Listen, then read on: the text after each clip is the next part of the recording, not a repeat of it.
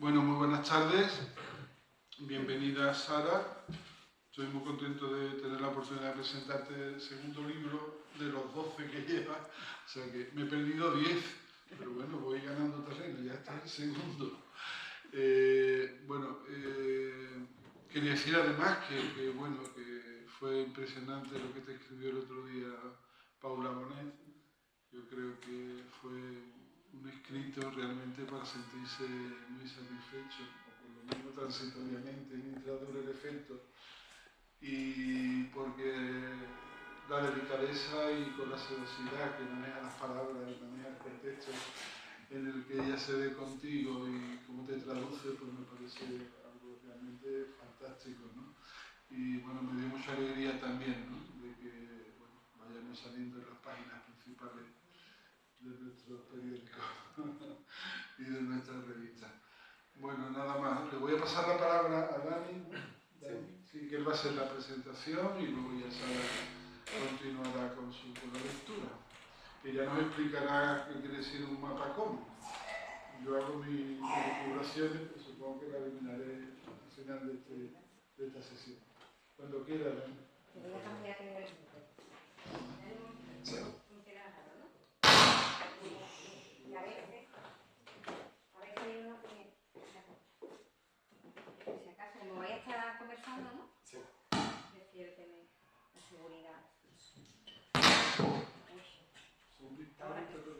¿Ahora? Sí. Ahora. Perfecto. Esa es la seguridad. Vale, pues buenas noches a todas y a todos los que habéis decidido pasar este miércoles, 2 de noviembre, acompañando a Sara Herrera Peralta en la presentación de su último libro, Un mapa como, publicado por la editorial La Bella Varsovia.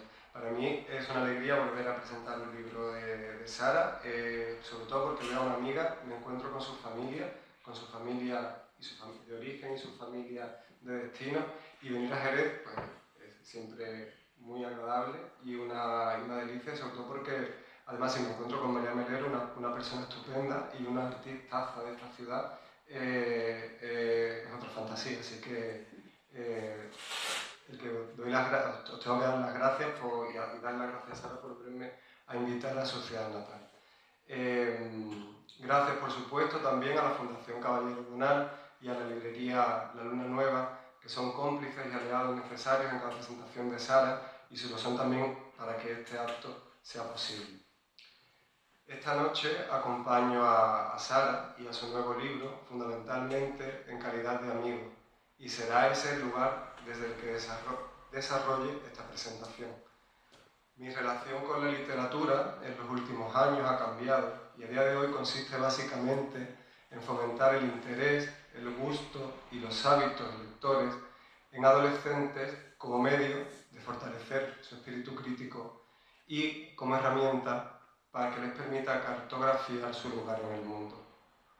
Un mundo en el que los momentos inquietantes y de zozobra se alternan cada vez más rápido hasta el punto en el que se justaponen. En un mundo en el que proliferan, como nunca antes lo habían hecho, los discursos de odio, y por tanto un mundo en el que nuestra infancia y nuestra juventud van a necesitar más que nunca una poesía que los sostenga ante tanta inclemencia, tal y como plantea Sara en este último libro. Una poesía que, parafraseando a Josep María Esquirol, sea una reflexión sobre la vida, que intensifique la vida, y sea una reflexión sobre el mal que nos ayude a combatirlo. Y yo creo que Un mapa como, en realidad, es un buen ejemplo de ese tipo de poesía que plantea Josep María Esquirol. Decía Wisława Szymborska, que es una referencia fundamental. No sé si para entender la poesía de Sara, sí, para entender la poesía de Sara, que a los amigos hay que dedicarle tiempo. Y por tanto, decía Szymborska que en su casa no cabían más de 5 o 6 amigos, que eran los que podía sentar en su mesa y a los que podía atender correctamente y como se merecían. Yo pienso que quizá con el paso del tiempo suceda algo similar con las y los poetas y con los libros que escriben. a los que de alguna manera permitimos el acceso a nuestra intimidad, incluso damos voz y además le permitimos el que nos cuestione. Que no es poca cosa que le permitamos a una serie de ciudadanos y ciudadanas que entren en nuestra casa y vengan a cuestionarnos. También por eso creo que a lo mejor con el paso de los años esa sea la razón por la que yo últimamente dejé entrar a muy pocos poetas en mi casa. Y sin embargo, y vuelva una y otra vez a lo mismo. Sin duda, la poesía de Sara es uno de esos lugares y una de esas ciudadanas a las que dejo entrar para compartir mi intimidad y para que me cuestione como poeta. Conocí tanto a Sara como a su obra en el año 2014, año de publicación de su libro Documentum, y desde entonces he sido lector de su obra, la he analizado y he escrito algunas cosas sobre ella. Porque antes me dedicaba a otras cuestiones que me dejaban tiempo y no a esta cosa de la educación de adolescentes. De sus libros, en otras presentaciones similares a esta y en otros escritos, por un lado he tratado de identificar corrientes en su poesía, como quien busca ríos en un mapa, y he señalado que había una corriente de poesía social y política, junto a otra corriente de carácter más íntima y personal. He dicho que ambas corrientes compartían una misma fuente y que yo en Sara llamaba, y me cito a mí mismo, una pulsión crítica y ética que busca en la grieta la belleza. He destacado temas y constantes como el amor y el desamor, la muerte de los seres queridos, la enfermedad propia y la ajena, la condición de extranjera, la lejanía del origen, temas que en muchas ocasiones he identificado incluso con poemas concretos. En mi lectura de un mapa como me costaría mantener el tono tan formalista y ese discurso que solía tener antes, y que hoy os confieso que me genera un poco de ternura. Nada de todo lo anterior ha desaparecido de su poesía y sin embargo la propuesta, a mi modo de ver, es diferente. O también puede ser que los años y el cansancio me hayan hecho ver que las cosas de otra manera y que no sea tan analítico como era antes. Sea de una forma o de otra, en un mapa como hay una fuerza que acaba absorbiendo todos esos elementos de la poesía de Sara y los acaba presentando de una manera unitaria. En este libro parecen que la historia personal y la historia social se funden y también la pulsión íntima con el esfuerzo colectivo, los vivos y los muertos, de alguna manera lo uno y lo diverso, encuentran un cauce de expresión única. Y considero que esa fuerza que hace que esa diversidad se presente como algo unitario, creo que es la memoria, la fuerza de la memoria. La memoria, en este libro, funciona como una especie de vórtice, como una capacidad de absorber todo lo anterior y generar una especie de cartografía que atraviesa diferentes dimensiones. Por un lado, atraviesa las dimensiones de lo temporal, fundiendo pasado, presente y futuro, simbolizado en muchas ocasiones en elementos que tienen que ver con lo telúrico, con la naturaleza, el árbol, la sombra, la tierra. Funde también diferentes espacios, va desde la casa y el espacio doméstico a la construcción de la familia, que como de alguna manera puede ser el símbolo de la construcción de la familia y el destino, pero al mismo tiempo como una conciencia transfronteriza y como consecuencia de todo ello la incapacidad de pertenecer a ningún sitio y amarlos a todos a la vez. Atraviesa diferentes dimensiones de lo vital, fundiendo las voces de vivos y muertos en los poemas. En este poemario ya no hay una remembranza de las personas que no están, sino que directamente están y dialogan con la propia poeta, o la voz poética que aparece en sus escritos. Funde diferentes dimensiones de la historia y en este sentido se funde el pasado en muchas ocasiones representado por el tiempo histórico de los abuelos con un futuro que representan los hijos. Y por último, funde la memoria personal que parte de un espacio íntimo, de la intimidad del yo, de una intrahistoria familiar que tiene que ver con la genealogía de las generaciones, que a la vez se convierte en una especie de memoria colectiva y que conecta con cierta dinámica o cierta memoria, hasta cierto punto que puede generar cierta problemática de este país. Yo me voy a callar ya en el análisis que estoy haciendo de Sara, porque yo creo que lo realmente importante es que sea la poeta la que hable de las cuestiones que ella considere oportunas y quiera compartir con nosotros. Si os parece, vamos a intentar establecer un diálogo con el objetivo de orientar un poco y de ayudar a Sara a establecer su discurso, con la intención de que en algún punto el diálogo rompa un poco la línea de esta mesa y los invitamos a que dialoguéis vosotros con ella. El diálogo, si os parece, lo vamos a trufar con algunos de los poemas de Sara, para que las cosas de las que estamos hablando, para aquellos y aquellas que todavía no hayáis podido acceder a los poemas de este libro, tengáis un ejemplo sobre el que agarraros para poder ejemplificar aquello de lo que estamos hablando. Así que empezamos con la primera cuestión. La primera cuestión tiene que ver con la simbología del árbol en este libro. Es una imagen que aparece en muchos de los poemas. Recientemente, a mí me resulta muy llamativo, ¿no?, cuando un símbolo aparece en poetas de la misma generación de una manera bastante casual, no de una manera pensada, y creo, siempre quiero, o por lo menos a mí se me antoja que algo de conexión hay en el imaginario colectivo, más allá de las influencias concretas o de las conexiones que podemos establecer las personas en un determinado momento. En el poemario de Ruth Llana, La primavera del saguaro, hay un verso que dice: hay una revelación infantil de los anillos en el interior del árbol.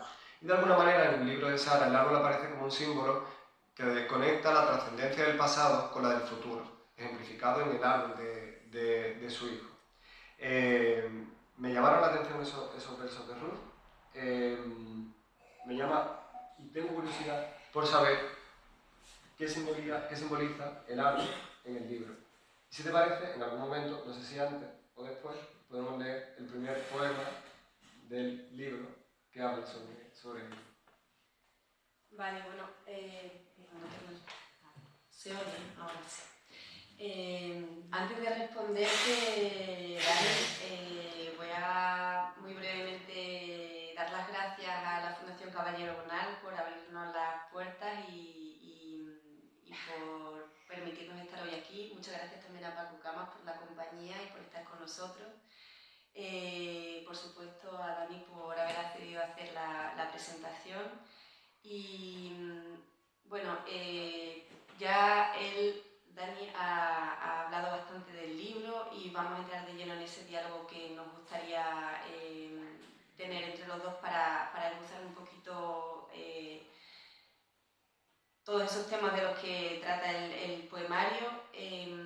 Pero también quería mencionar que el libro lo ha recién publicado La Bella Varsovia, que es una casa para mí, que no es la primera vez que publico con La Bella Varsovia, y que la ilustración de portada, maravillosa, y no lo digo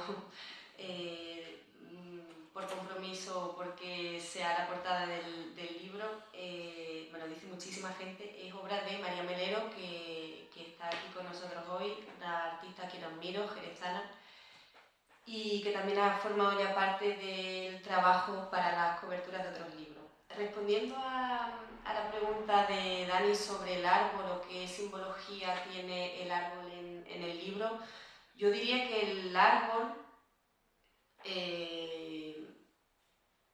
de una forma diferente al mapa, es un poco la columna vertebral del libro. Y entre otras cosas, por eso que has ya insinuado de que el árbol empieza en el pasado o en lo histórico y termina en el futuro o en los hijos, ¿no? Y juego un poco con eso en el árbol porque me permitía tener un diálogo con dos dimensiones diferentes con las que me interesaba trabajar al mismo tiempo que con el símbolo, la simbología del mapa. Y esas dos dimensiones diferentes eran, por un lado, lo íntimo y lo colectivo, y por otro lado, el pasado y el futuro, ¿no? Y ese diálogo con lo personal y lo social. Por eso el libro comienza, y ahora vamos a leer el poema, porque creo que efectivamente es un buen ejemplo para esto que estamos comentando. Una amiga me decía, este libro es como un embudo, empieza desde fuera y se vuelve hacia adentro. Y es un poco eso también, ¿no? El libro empieza empieza en un lugar que está lejos de aquí, en un sitio de Francia que es conocido por sucesos trágicos.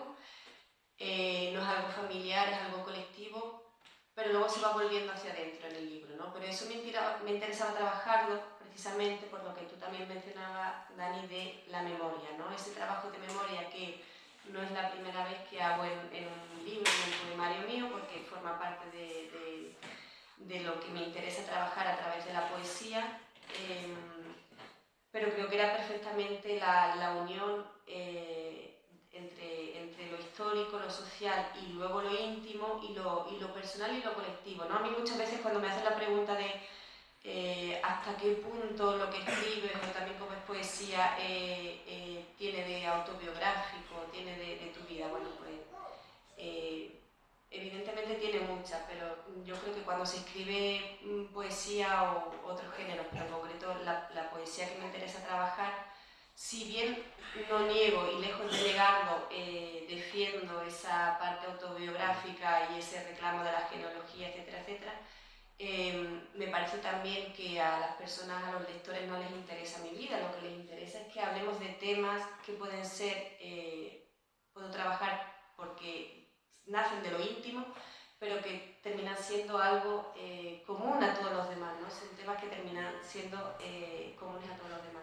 Entonces el árbol me permitía viajar desde ese pasado hacia el futuro que tú has mencionado y me permitía hilar lo social con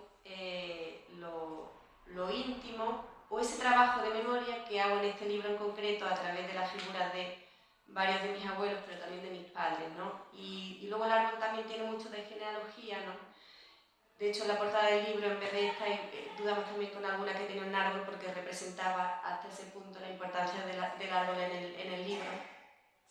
Y esa parte de genealogía es que igual hay ciertas figuras que se ven más en este libro, como por ejemplo el trabajo a través de la voz de alguna de mis abuelas, que también habías mencionado que incluso hablan, ¿no? Es la primera vez que hablan en algunos de mis libros, ¿no? Son los muertos ahora hablan, ¿no? Que antes no había pasado. Eso igual es lo más evidente, pero el árbol me permite también dar paso tanto a esa voz más de los abuelos que había trabajado anteriormente, pero a través de otros temas como el duelo o la enfermedad o la muerte, etc. Pero también me servía como un homenaje a los hijos de esos abuelos, es decir, a mis padres, y el lugar que han ocupado frente a esos abuelos y conmigo, y me permitía también trabajar el futuro, ¿no? La figura de los hijos, a través de distintos escenarios en el árbol. Y ya para terminar, el árbol está presente en ese poema inicial que habla de lo comunitario y de lo social. El árbol es el olivo del que hablo, la figura del padre, por ejemplo, al que le nacen ramas en el olivo, cuando se va su padre, es decir, mi abuelo, y el árbol es también el árbol que da cobijo a mi hijo y que sirve de excusa, por ejemplo, para pedir o hacer ese tipo de preguntas que hacen los niños, ¿no? De dibujando un árbol. Entonces, bueno, yo creo que el mapa, ya para el mapa y el árbol, los dos son parte de la simbología imprescindible para el poemario que me interesaba trabajar y son la columna vertebral, ¿no? Voy a leer ese primer poema que se titula Un árbol en Oradour sur Glane y que dice así: hoy el árbol reconoce las sombras. Bajo las ramas, frente a la piedra, el tronco sostiene los hechos, el hambre, la orfandad. El agua pregunta por el grito, en la misma fuente en la que aquella niña lavó sus pies descalzos. Tú me preguntas cómo se sostiene una casa. No es esa la cuestión. Importa de quién es esa casa. Importa el aire. Sé que el día fue un día de ventisca, si alguien arrancó las flores. Importa la tierra porque la tierra permanece. Importan los árboles porque son los testigos. Fíjate en la escuela. ¿Quién apunta hacia allí? ¿Quién sostiene una bala frente a una escuela? Y luego está la iglesia, inmóvil frente al tiempo. Aquel día las llamas arrasaron el pueblo. Ramona Domínguez Gil sí estaba, sí fue. Me pregunto si los árboles oyeron su grito, si todavía los árboles reconocen su sombra. Todavía hoy los pájaros comen sobre esa tierra. Me pregunto si los árboles se sostienen, si oyen las voces de quienes fallecieron. Los más ancianos dicen que quienes mueren pisando la tierra pertenecen a ella para siempre. Hablan a los árboles, dan de comer a los pájaros.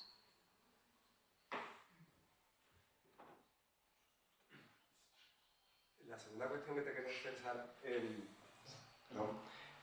Agota Christoph es otra escritora que... Bueno, mira, antes decía una cosa cuando planteaban lo biográfico, no, igual no le interesa a nadie. Creo que estamos en un momento en el que lo biográfico no le interesa a todos, realmente. Y el ejemplo de la última premio Nobel parece que lo confirma. Agota Christoph, en una breve novela biográfica llamada La analfabeta, se pregunta cómo hubiera sido su vida si no hubiera dejado su país. Ella se contesta que no sabe si hubiera sido más pobre o más rica, pero lo que tiene claro es que independientemente de dónde hubiera vivido, nunca hubiera dejado de escribir. De alguna manera, un sentimiento similar o una expresión parecida a la que planteaba Cristo está en el libro. Primero, en la condición de extranjera, ya que tanto tu vida como tu proyecto familiar están fuera en parte de este país. Y en otro, por la reflexión que hace sobre la propia lengua. Y por último, en el sentido que tiene la escritura en dar cohesión a todo eso que en principio podría parecer una especie de fragmentación, pero que no deja de ser más que una unidad dentro de un orden. La pregunta sería cómo se entiende la escritura o qué concepto de escritura es el que habita el libro. Bueno, yo creo que está relacionado también un poco con la pregunta anterior y lo que estamos comentando de lo autobiográfico y lo autobiográfico y el sentido de la escritura, en el sentido, y aquí tiro más un poco por la figura o la simbología del mapa y no del árbol, porque precisamente a través del mapa que da título al libro me interesaba trabajar también el sentido, la simbología del mapa, no tanto por la ubicación, no tanto por la orientación, sino más bien por la ubicación. Y precisamente el tema que acabas de comentar, ¿no? Yo ahora mismo, hoy estamos aquí en mi tierra, soy de Jerez, soy de Trebujena, me fui de España hace ahora ya casi 15 años, pero aquí está mi familia, están mis amigos de toda la vida, por más años que pasen y si termino, no lo sé, que nunca sabemos lo que nos va a pasar mañana, pero aunque termine la vida en Francia o vete tú a saber dónde, este será siempre mi origen y esta será siempre la casa, ¿no? Pero el hecho de vivir en el extranjero, en mi caso en Francia, desde además hace tantos años, al final, justamente después de tantos años, te crea una sensación inevitable de, no sé si de desorientación o de pérdida en cuanto al sentido de arraigo, de pertenecer a algún lugar. Y eso significa, y muchas veces no se interpreta bien, o tal vez yo me explique fatal, pero yo siempre cuando sale este tipo de temas es muy difícil explicar que ese origen está claro en la cabeza de una, pero cuando uno va viviendo en otras ciudades, al final todas esas ciudades van formando parte de la vida de una, ¿no? Y no solamente el lugar donde vivo ahora, que es un lugar de una zona rural en el sur de Francia, sino también lo fue París, donde viví durante 8 años, otras ciudades como Londres, otras ciudades como Toulouse, etc. Entonces, ese ir siempre, y además en mi caso, que he vivido en varias ciudades del extranjero y en otros países, ese ir de un lado a otro es muy enriquecedor para determinadas cosas, pero también te genera una inevitable sensación de desarraigo, ¿no? O de no tener, de sentirte un poco perdida siempre, ¿no? Como yo siempre digo, un pie aquí y otro allá, y al final ese pie aquí y otro allá nunca es en ninguna parte clara, ¿no? Y esto es lo que le pasaba, yo recuerdo, me parece, por cierto, y me alegra muchísimo que menciones ese libro de Agatha Christophe, y que si no habéis leído, todas las personas que os guste la literatura, recomiendo muchísimo, un libro muy breve, ¿verdad? Pero maravilloso, en el que ella habla precisamente de la importancia de la escritura, ¿no? Y me siento muy identificado con ella, y ella dice una frase también en ese libro, no la recuerdo textualmente, pero dice algo así como que el francés está matando a su lengua materna, ¿no?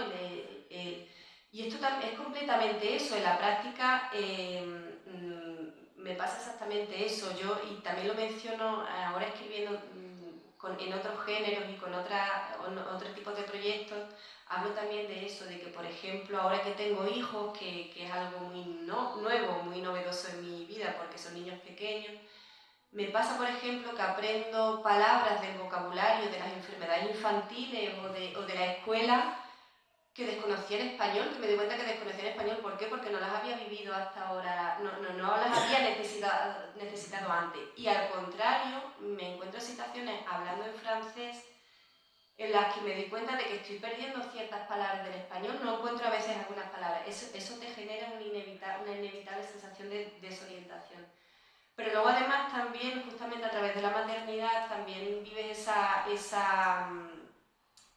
riqueza que genera el de ser o estar en diferentes países, y el hecho, por ejemplo, de que mis hijos no hablan todavía bien el español, son muy pequeñitos todavía, pero bueno, yo les hablo en español y ellos me responden en francés, hay siempre un ejercicio de gimnasia, ¿no?, que es necesario nada más que para comunicarte en tu vida diaria y cotidiana, ¿no?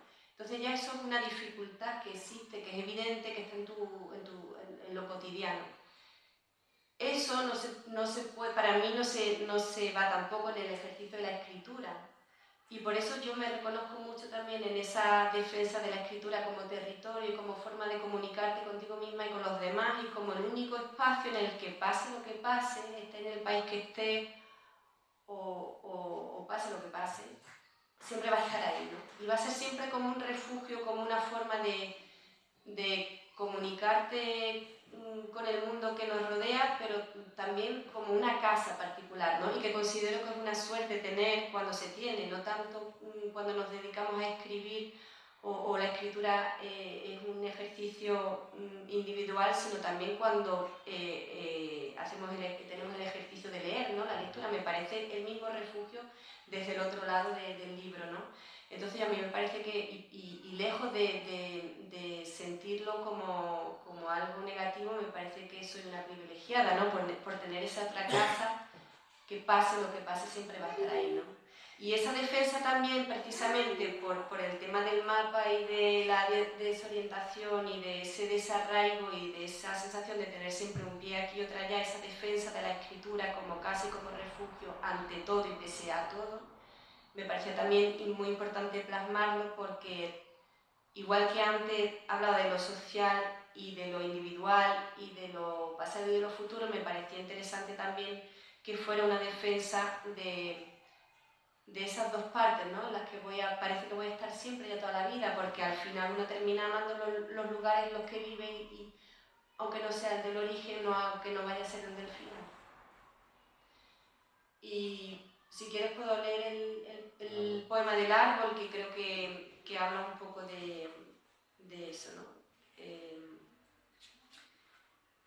Lo que escribo no tiene la longitud de un camino, suele escribirse solo. Las palabras son las migas que alguien deja para alimentar al pájaro, a las ardillas, al niño que las confunde con una hoja. Lo que escribo juega en el vacío de una garganta hueca. Resuena en la boca del lobo, existe porque está.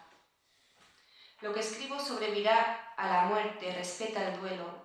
Lo que escribo coloca la hoja frente a la charca, el agua fresca con su sonido, al caer el sol en una tarde de verano mientras los niños corren. Lo que escribo les alimenta a ellos. Lo que escribo es la vida, los dedos de esos niños abriendo la avellana ya en el suelo. Lo que escribo es lento, es corto, se parece a un árbol, a ese que perdura, que se mantiene de pie a través de las generaciones, da sombra, alimenta, cobija, permite el baile alrededor. Lo que escribo pretende ser un árbol quieto, paciente, frente al seísmo.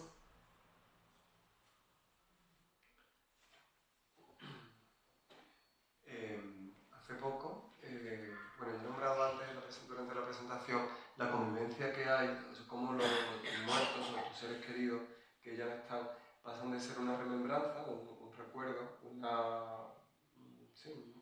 recuerdo a estar vivos dentro del poema, como incluso tienen voz, y no solo tienen voz, sino que dialogan contigo.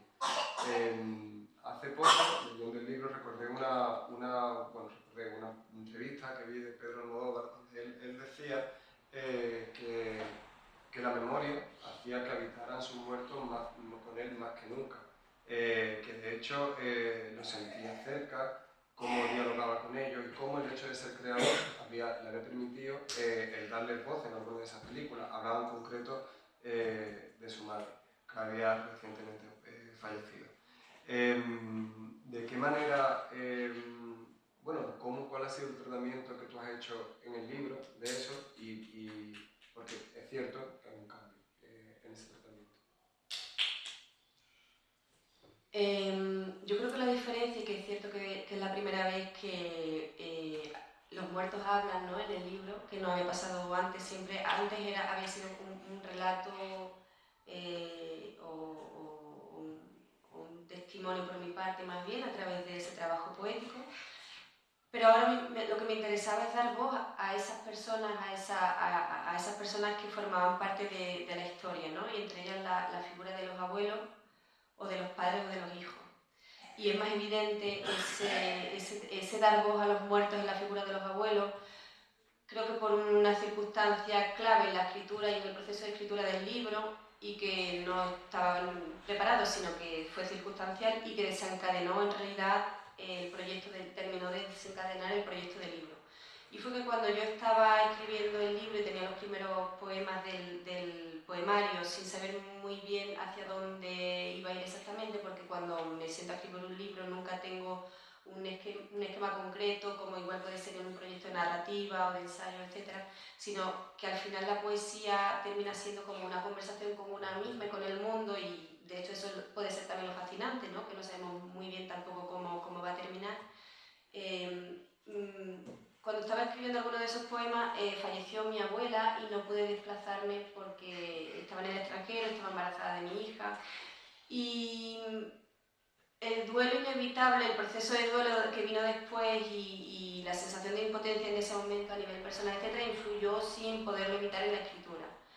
Entonces me vi, y aquí entra de nuevo la figura del árbol, etc., en el lugar donde vivimos, rodeada de árboles y en una zona rural más bien tranquila, etc., observando desde la ventana los árboles que me estaban permitiendo tener un territorio y un diálogo común con ese diálogo que yo tenía con mi abuela, con mis 4 abuelos, y ya en los últimos años con mi abuela materna, cuando ella me contaba el relato de su experiencia personal a través de la Guerra Civil Española y cómo ella se escondía bajo los olivos de un pueblo de Granada para cuando venían los bombarderos y escuchaban los aviones y cómo se escondían. Entonces, yo creo que eso fue el tic o el episodio vital que desencadenó el proyecto del libro, ¿no? Y yo creo que por eso hay, en ese diálogo, me pareció que era necesario dar voz a esos distintos personajes que van luego sucediéndose, porque creía que eran ellos lo importante, pero también porque tienen testimonios comunes a tantas personas, ¿no? Y forman parte también de una generación que estamos perdiendo todos, ¿no? Son los padres de nuestros padres para nuestra generación y son nuestros abuelos, y esa generación se está yendo ahora. Entonces me parecía interesante darles la voz a ellos y no tanto contarlo como un relato personal, sino como algo que es común a tantísimas personas y a tantísimas, pues tanto amistades como familiares que tenemos, ¿no? Yo creo que por eso está ese cambio, porque me interesaba darles el protagonismo que no les había dado antes. Y para ejemplificar un poco voy a leer el poema de Las crines de los caballos, que dice así: el abuelo tenía 2 higueras tan grandes que daban muchos higos. Tampoco nos faltó nunca el pan, pero les recuerdo yendo al campo muy temprano para buscar hierbas. La higuera era como un mapa clavado, quieto. Nos salvaron los higos, benditos, nos salvaron los pucheros y el pan. Frente a la higuera, al final de las tardes, yo jugaba con una muñeca mientras madre y abuela trabajaban. Un día bañé a la muñeca y el cartón se deshizo. Toma, esta pulsera es la única semejanza de aquellas tardes.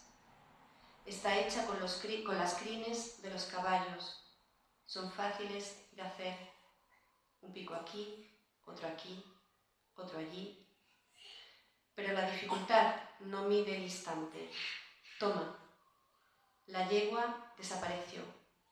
Al potrillo también se lo llevaron. Si algún día hablas con ellos, diles que nunca vieron la vajilla. Diles que sobrevivimos. Diles que el tiempo devuelve la luz a quienes se mantienen en pie. Ten piedad del resto.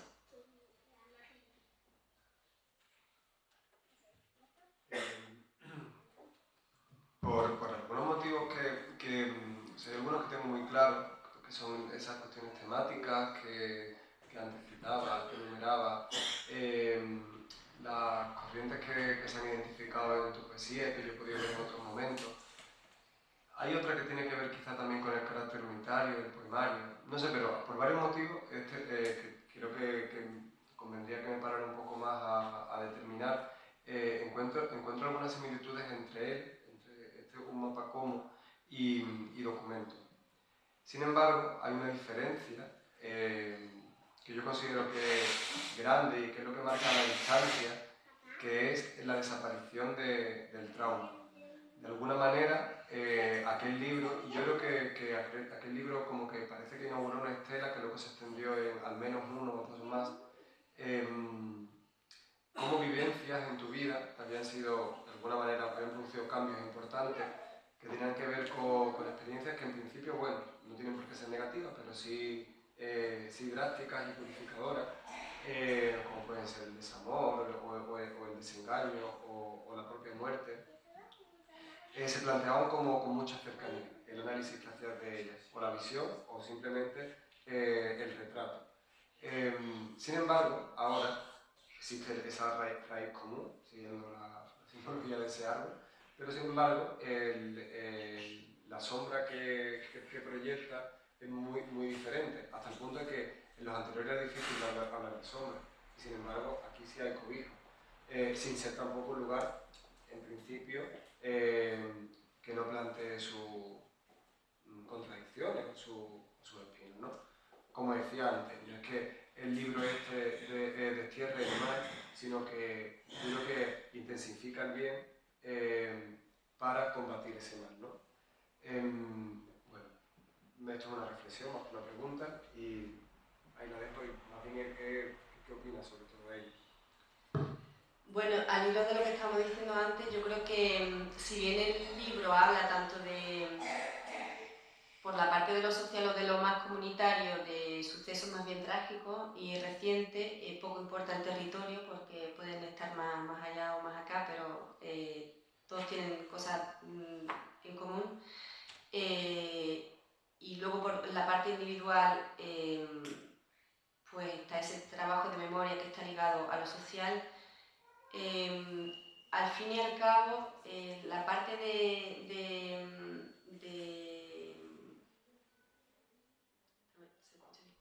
la parte de lo de la memoria me parece que tenía un sentido trabajarlo porque, bueno, volví a hacer un poco no sé qué ha mencionado ahí clave en la pregunta, pero creo que tenía que ver con lo del territorio. No sé cómo has dicho al final en la pregunta. Al final. No, este territorio es que el libro está arroja como una especie de sombra que genera cobijo, que en los otros no era más difícil encontrar ese momento en el acogedor. Vale. Bueno, me iba por el territorio precisamente por el espacio del diálogo y de acogida que no tenía en otros libros anteriores. Y pienso que, por ejemplo, has mencionado el libro de Documentum, que se centra igual en sucesos concretos o cosas más cotidianas, o el libro de Hombres que cantan a la noche, etc. Desarrollan escenas concretas y episodios concretos que este libro no trabaja tanto. Yo creo que este libro trabaja más ese diálogo con esas dos esferas que mencionábamos antes, lo individual y colectivo, y de lo que hemos ido mencionando. Y en ese diálogo el refugio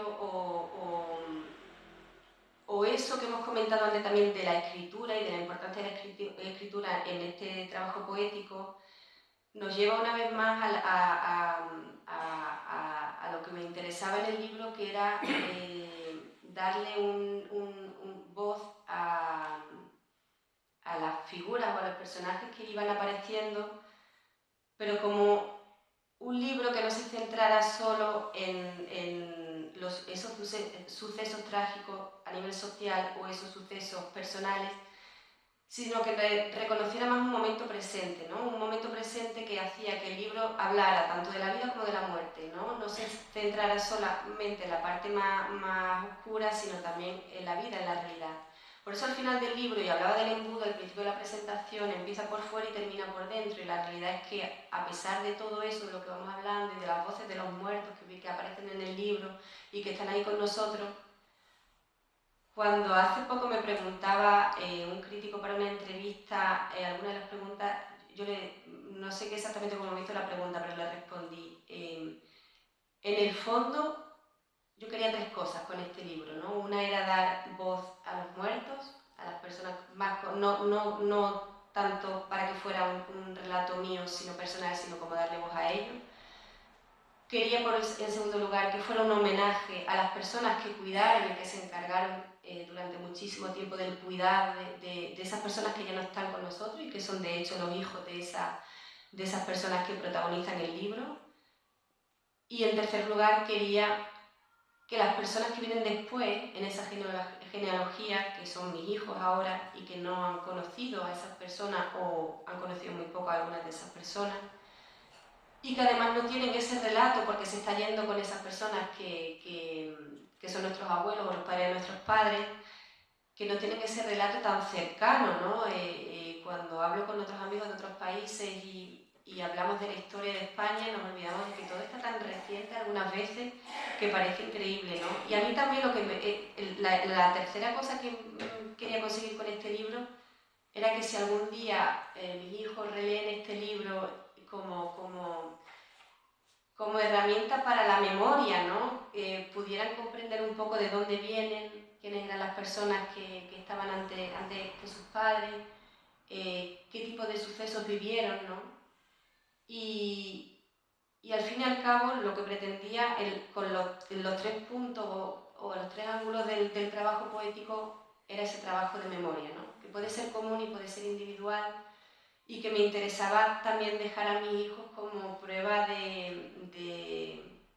no sé, como responsabilidad y como amor hacia ellos, ¿no? Y como amor hacia también las personas que forman parte de su familia, pero también de las ciudades o de los lugares, más bien de los territorios que igual no han vivido, pero que forman parte de la vida de sus antecesores, ¿no? Yo creo que esos tres puntos han sido clave para responder un poco a lo que me has preguntado, ¿no? Un poco... Sí, bueno, ¿qué pensaba, no? Yo creo que es un poco... Y no sé qué poema podemos leer. Era una casa en Casal. Vale, una casa en Casal, que justamente habla de... Vale. Yo te conozco bien, tus vértebras, el pulmón, tu frío cuando nieva. Yo te conozco bien, tus muros, tu soledad. No finjo en ti. Aprendo lentamente un idioma extranjero que nunca hablaré bien y que, sin embargo, me roba las palabras de mis padres y mis abuelos. Búcaro, salmorejo, avío. Yo te conozco bien, como conozco las palabras que llenan los cuadernos para abrumar mi boca. Todos mis vestidos se han vuelto viejos. He perdido las radiografías, las cartas de los enamorados y las bolsas en las que guardaba los tesoros del mar. Hay algo de intención y también hay algo de capricho. Pero yo te conozco bien. Déjame seguir con la fe ciega en las cartografías, como quien migra y tiende la mano a quien pregunta: ¿a qué estás dispuesta a renunciar?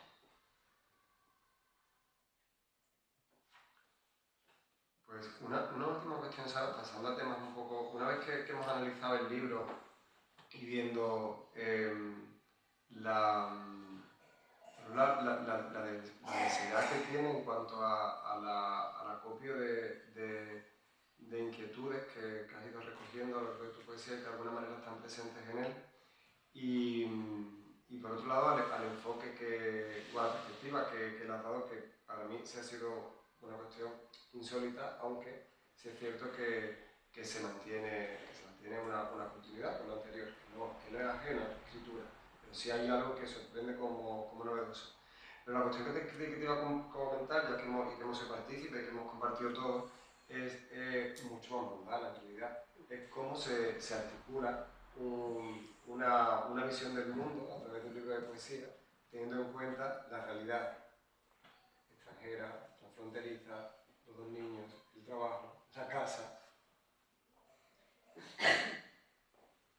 Sí, de hecho yo decía antes que este libro un poco habla mucho de la vida y de la muerte, como que está muy cerca de la vida y de la muerte, ¿no? Y de hecho la prueba es que también hay escenas cotidianas, si bien hago uso de la cotidianidad menos que en otros libros, también están presentes esas escenas, y entonces también aparecen escenas que hablan que tienen relación con la maternidad, o que tienen relación con los cuidados, o que tienen relación con el papel de las mujeres, principalmente en nuestra sociedad con respecto al tema de los cuidados, a través no solo de las figuras maternas, de la genealogía, sino también de mi propia experiencia, ¿no?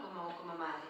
Entonces, sí, pues es muy mundano por eso, ¿no? Porque entre la vida y la muerte, al final, pues, es como muy lógico, ¿no? Como que sigue un poco el hilo de la historia, ¿no? Tanto la mía personal como la de cualquier persona prácticamente, ¿no? No sé si respondo un poco a lo que me comentas, o si... No sé cómo vamos de tiempo, si leo algún poema. Sí, vamos. Porque suena así. Yo lo tenía abierto. Sí, te vamos muy bien. Vale. Pues si os parece, leo algún... No sé si quieres comentar algo más, Dani, o leo algún poema más, ¿vale? Y antes de terminar, a ver, puedo leer, por ejemplo, voy a leer, si os parece, de los diferentes capítulos y que van yendo de ese embudo que mencionaba antes, de fuera hacia adentro, uno que sea representativo de cada una de esas partes o de esos capítulos. Empiezo por uno que se llama École de Filles, traducido Escuela para Chicas. Y dice así: me hacen llorar las llagas, que se alejen todos los que aseguran conocer las respuestas. Las calles de un pueblo desierto me atormentan por la noche. Un cúmulo de ojos frente al mundo, un paisaje abraza, un paisaje llora. Que en tu recuerdo este grito resuene cualquier mañana. Que las palabras permanezcan. Que beba un trozo de cielo el asesino o el verdugo. Que los hombres que murieron de espaldas se porten mal y en ese suelo árido crezca una cabeza de la que surja una rama de olivo y luego digan: aquí sucedió, aquí recuerden. Que las mujeres y las niñas reciten de memoria a los pies de la montaña la canción de la víbora libre y meciendo la cuna, quemen hojas de laurel y las esparzan por las calles del pueblo. Que sigan dentro la premonición y la herida. Digan conmigo, aquí sucedió, aquí recuerden.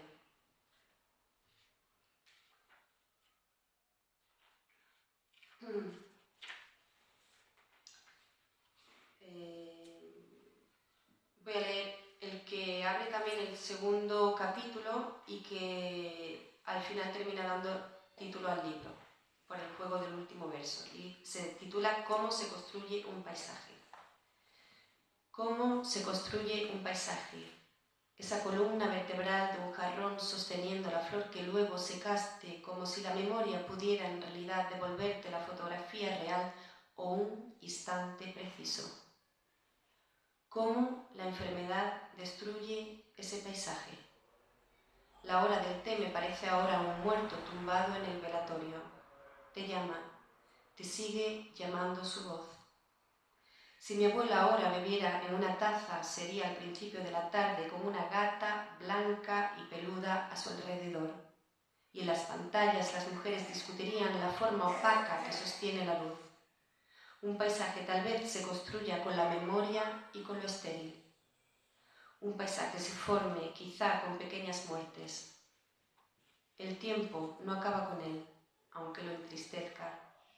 En ese instante soy huérfana, mientras intento que una dentadura o una Rebeca no me hagan daño. ¿Cómo se construye un paisaje? Un paisaje ¿cómo?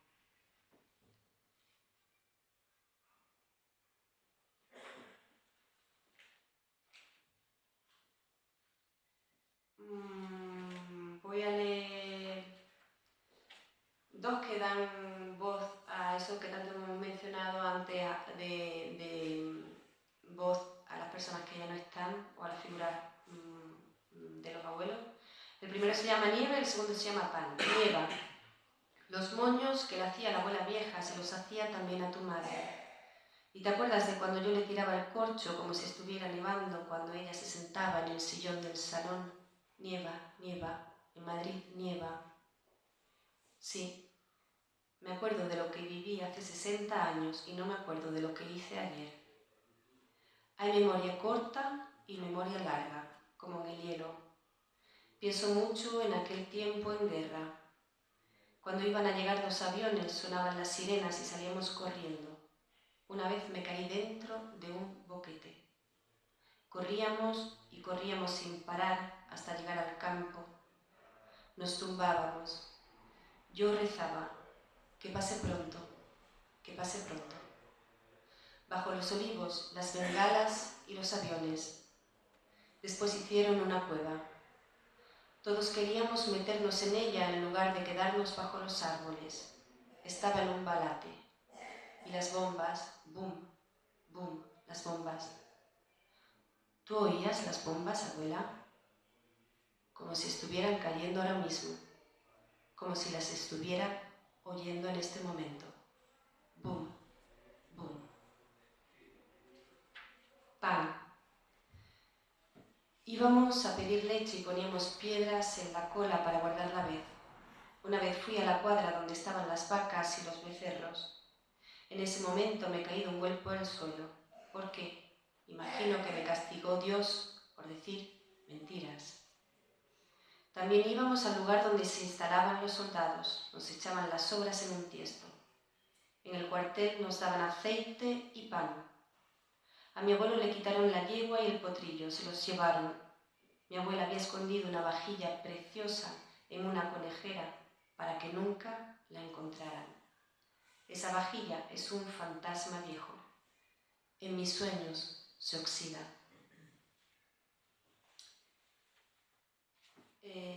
Voy a leer tal vez luego el poema que abre el capítulo que da pie un poco a esa parte más de la vida o de los niños. y que se titula Los trazos de un árbol. Dibújame un árbol. Hemos venido a pasear. Dibújame un árbol. Hay árboles a tu alrededor, obsérvalos. Mamá, por favor, dibújame un árbol.